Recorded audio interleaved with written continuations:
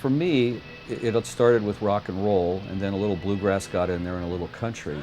And then there was a band in the late 60s and into the 70s, they were called the Grateful Dead. And they kind of merged all of that together, and I was a young Deadhead. So that's what I started following and learning about, and wondering why they sang this song, You Win Again.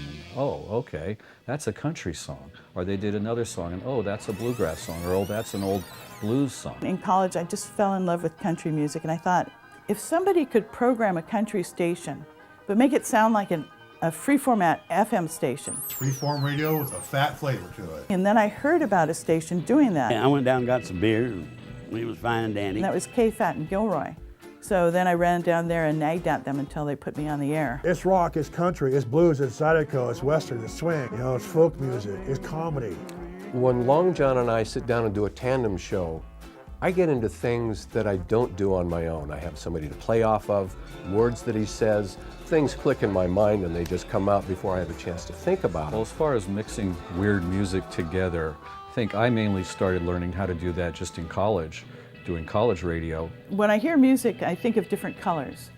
And so I want to make sure that the color of the music is always changing, so that it's not the same color too long. Nobody else would have been playing Graham Parsons and Emmylou Harris. That would never have made it onto Top 40 radio.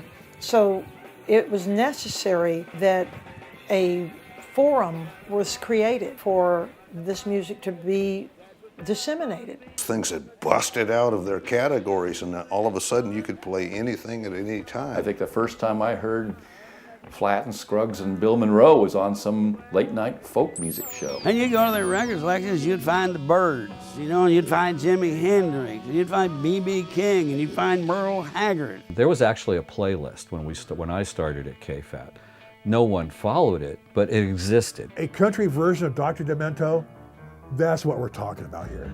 B.B. King and Merle Haggard would have a whole lot in common if you sit down and listen to what the son of the bitches are singing and picking and saying. I would play more Little Feat, somebody else might play more George Jones, but it was still the middle of the main path was still the fat path.